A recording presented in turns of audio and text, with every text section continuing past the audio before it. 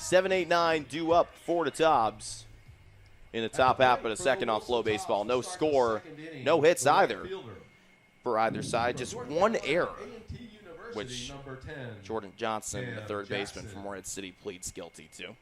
As Cam Jackson steps up to the plate, he's the right fielder for Wilson in Game 2. Didn't make an appearance in Game 1. Cam Sagan still on the mound for the Marlins and deals strike one. Good placement there from Cam, who got himself a couple strikeouts in the previous top half. Is 1/3 of the way from his third as he finds strike two right down Broadway.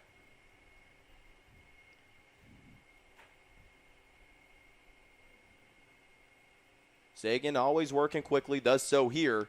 Deals a breaking ball that's chopped over onto the right side, picked up by Van Cleve. Sagan beats out Jackson for out number one. Smart play there by Sagan to run over in what was a 50-50 ball. Casbero was running over with Van Cleve. Sagan did the right thing to just run over to first for the safety of it and ended up making the play. A good one as well. Well, pitchers are taught anything to the left of the mound or the right side of the infield, you're supposed to be heading over to first base, and Cam Sagan did just that. If he's a step later, then Cam Jackson's probably safe. So that'd be an infield single. Sagan definitely did a nice job there. Chase Wollenweber is now up at the plate. He looks at ball one, a little bit above the letters. He's hitting 171 on the season. No homers, just one RBI. He's done so in 35 at-bats. The next pitch from Sagan's a swing and a miss, and the count's even at one. Wollenweber didn't start in Game 1. It was Griffin Everett, another Nebraska Cornhusker, just like Braxton Bragg, who's Wilson's starting pitcher, had those honors.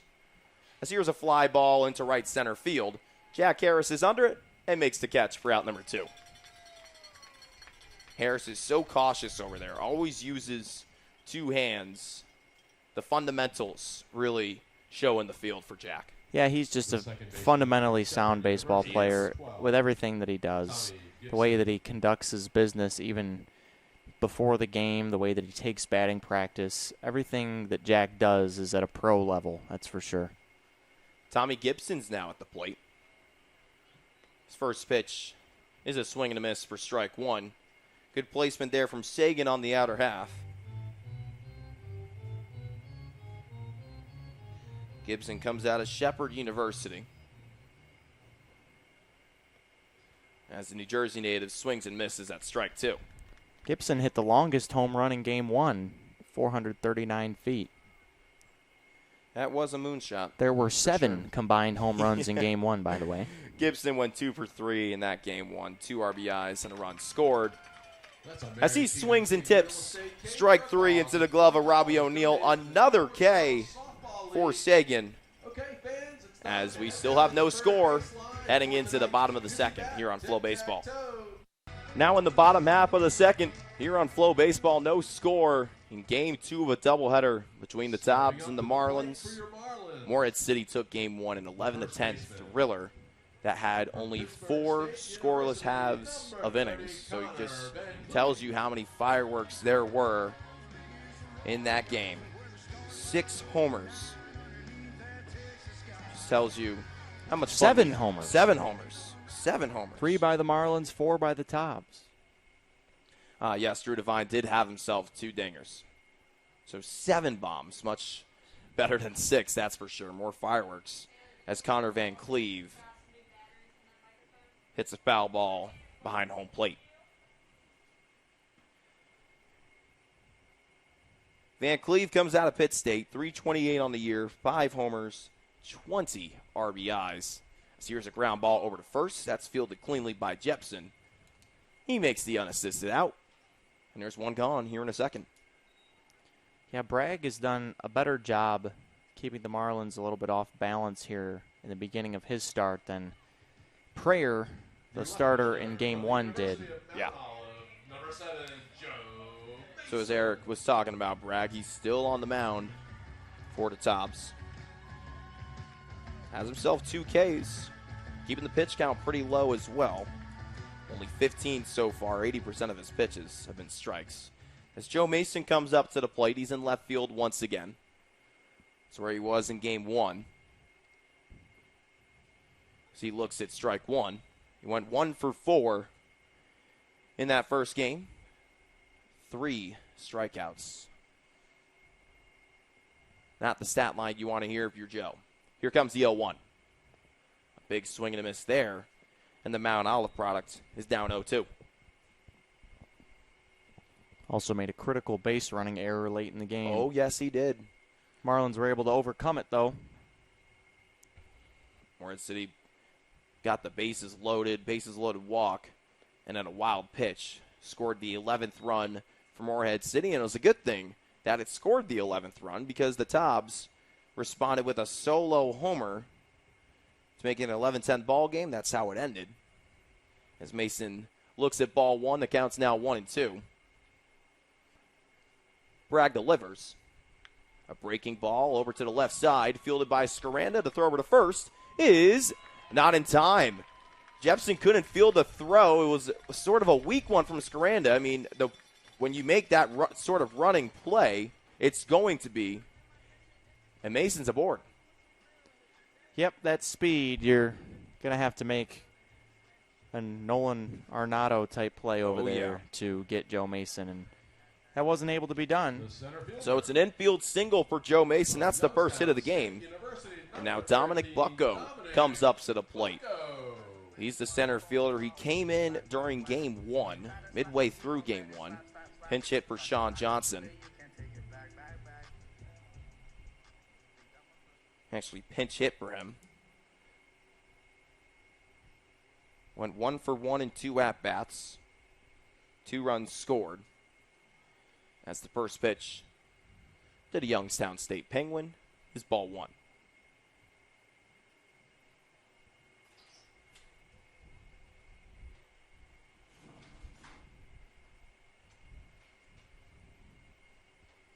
Bucko's been all over the lineup. He's led off. He's been in the 9 spot. He's hitting 6th in game 2.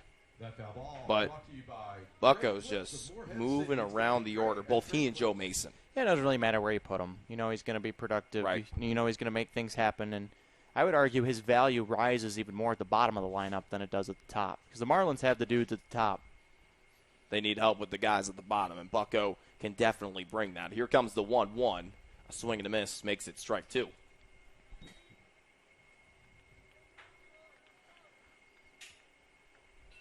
Bucko not showing the socks though. It's always changes. I think it's just the way the wind's blowing for Dom. Oh, and there's a pickoff move from Bragg. They almost got away from him. Almost got away from Jepson, that is. The throw was well wide to Jepson's left. Mason is the one that leads off at first. Just got aboard with that infield single. Here comes the 1-2. Bucko fouls it down the third base line, out of play. Officially 9 o'clock Eastern time here at the Rock.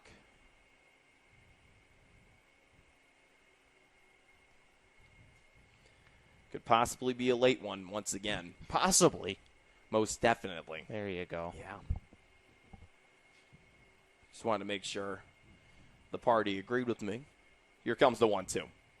That goes high. The count's even. I think our fate is sealed, my friend, for having a long night. Yeah. It's a good thing, though, that this doubleheader and the one yesterday didn't start at 6 o'clock, because we had that Sunday doubleheader that started at 6. Yeah, what were we thinking? It's past us. You live and you learn. Here's the 2-2. That is well inside. The count's full now.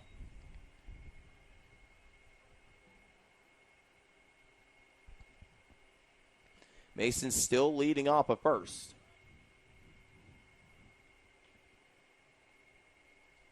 As the Marlins try to be the first ones to answer. The Tobs had that. Got that award as Mason goes on the full count. It's ball 4.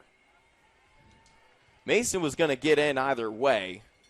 But now Bucko's aboard with a base on balls, and Jordan Johnson has the chance to bring the boys around. The third baseman from Good at bat there from Bucko. Got some tough pitches with 2 strikes from Bragg and was able to lay off of all of them. Johnson getting the nod once again. Started in game 1 at third base, doing the same here in game 2. 2 for 3. 2 RBIs, 2 runs scored in that twilight game. As now Mason leads off a second, Bucko leads off a first. Neither of them being held on, and Johnson fouls the first pitch back. Jordan Johnson was one of the offensive heroes of game 1 for the Marlins. Yes. Without him, I'm not sure the Marlins win. That's for certain. That is for certain.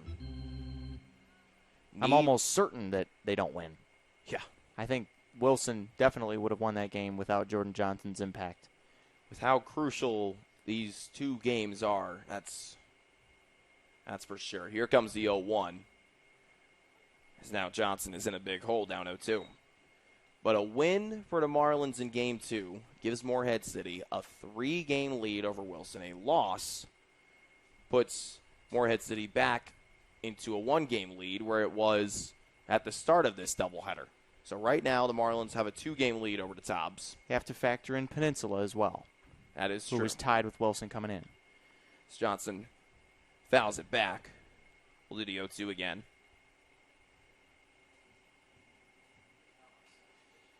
Bottom of the 8th inning at War Memorial, and Tri-City's up 3-1 on the Pilots. It's always good news. The Pilots already clinched a spot in the CPL playoffs. Won the first half of the East. The Savannah Bananas did so in the West. With 2 men on, Bragg fires the 0-2. Just misses outside. Will and Weber like the spot. Now it's 1-2. It's a good job by Jordan Johnson. Jordan Johnson of a couple weeks ago would have swung at that pitch. I agree. But his eye has sharpened up. All of his mechanics at the plate have, and that's why you've seen so much more production.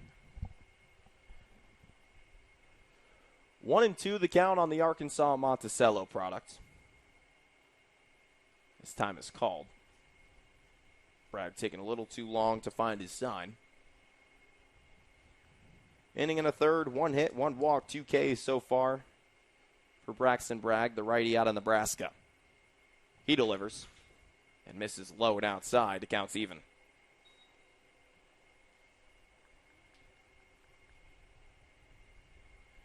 Pretty good crowd here on a Saturday night. I would say bigger than last night? Question mark? I think so. A little bit more. Had around 1,400 in here last night. Yep. Bucko with the lead off of first. Mason with the lead off second. Middle infield playing close to that second base bag as Johnson swings and misses at strike 3. That probably would have been ball 3, but you can't think about it now as Robbie O'Neill looks to do Johnson's job. Yep. Sometimes you just can't lay off the high cheese. And now Robbie O'Neill, who had a extra base hit in that huge inning yesterday, maybe that boosted his confidence a little bit. This would be another huge confidence booster to get a base knock and break the scoring open here in Game 2. O'Neill, the UNCG Spartan, didn't start Game 1. It was Zach Miller who was behind the plate. O'Neill getting the nod for Game 2 as he fouls the first pitch back and out of play on the third base side. That foul ball brought to you by Windows & More. For windows or doors, call Windows & More, 252-726-81. O'Neill's hitting 103 on the season. This is his 40th at-bat in 2021. 4 RBIs on the year. Doesn't have a homer to his name.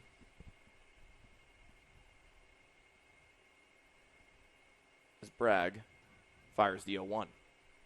A swing and a miss there, a big one from O'Neill, who got down on one knee, and the switch hitter is down 0-2.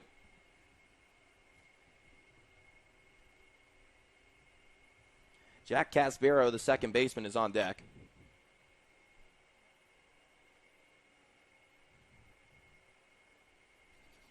As the pickoff moves over to second, almost got away from Devine. The shortstop tried to play it off, running towards center field to pretend like the ball got out of his glove. Mason didn't fall for it, and thank goodness he didn't, because Joe Mason has gotten picked off twice over there at second base in these past few games. Drew Devine's a goofy guy. He knows he has a mouse in the house with Mason out there. This ball gets away from Wollenweber. A wild pitch will advance Joe Mason. Dominic Bucko heads over to second, and the count's now 1-2. There they are for Robbie O'Neill. Let's see if he can make something happen here and give the Marlins the early lead. Wilson got out to the lead first in game one. Marlins trying to flip the script here. Always got to get on top. Got to get yourself a good lead as well against these Wilson Tobs. Very hard to put away as Bragg delivers the 1-2. Got him on strikes. Down looking goes O'Neill. Another strikeout for Bragg. That's his fourth on the game. As we're through two here on the Rock. No score on Flow Baseball.